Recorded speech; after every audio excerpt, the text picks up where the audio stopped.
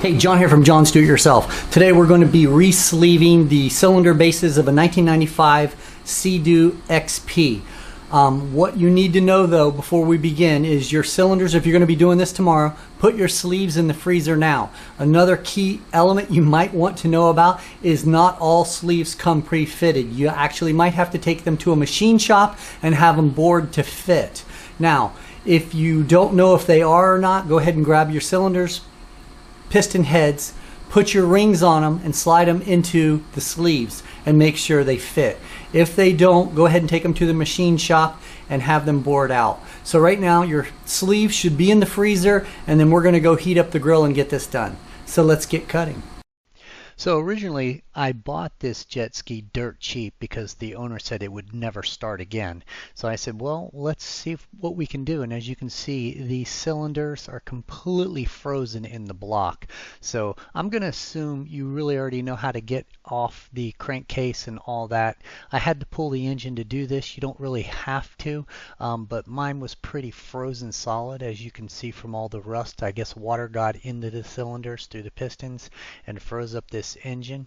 So I'm going to show you real quick how I lodged them free. It was not easy. I really had to do a lot of beating, and then we'll get into pulling out these sleeves.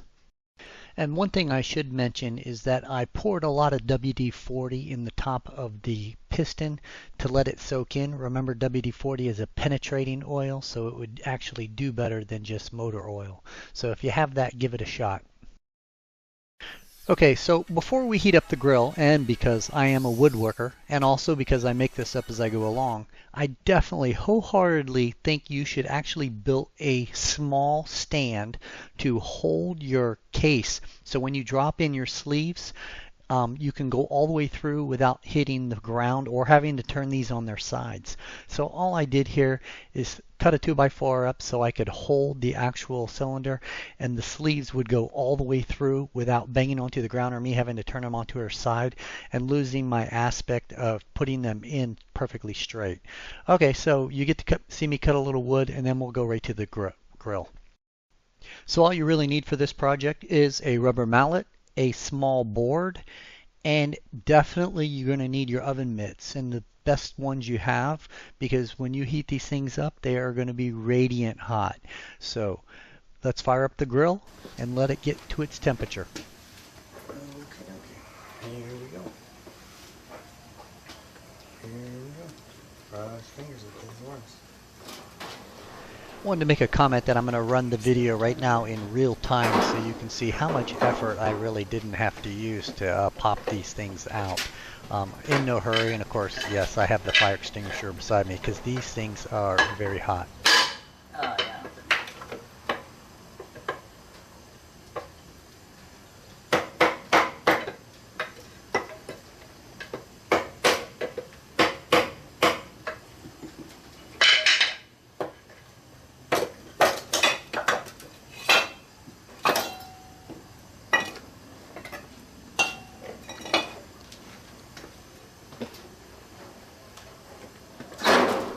I did want to jump in here and make a comment about the brackets that I built.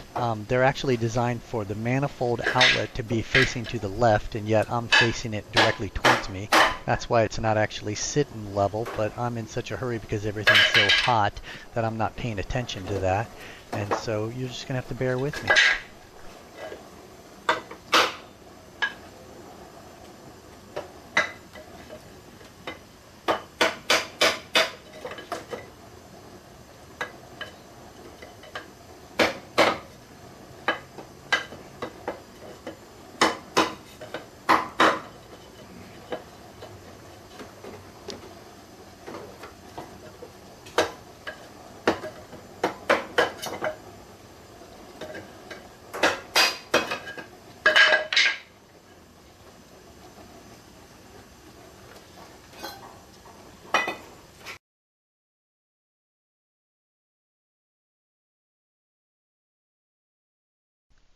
Now these are pretty hot still, but I want to heat them up just a little bit more before I actually drop the new sleeves in to make sure there's no issues, because this is still the first time I've ever done this.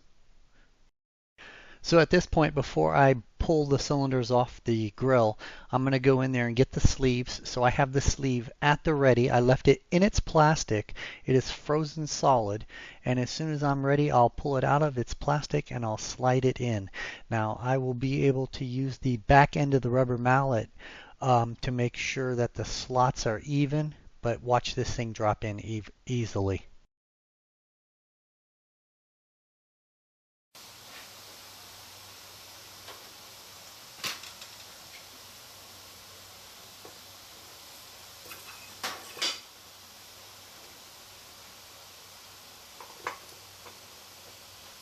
First one complete, now the second one. And as you can see, I pulled this out of the freezer. It is ice cold, and it's pretty neat watching the steam come off of it, and we're just sitting outside.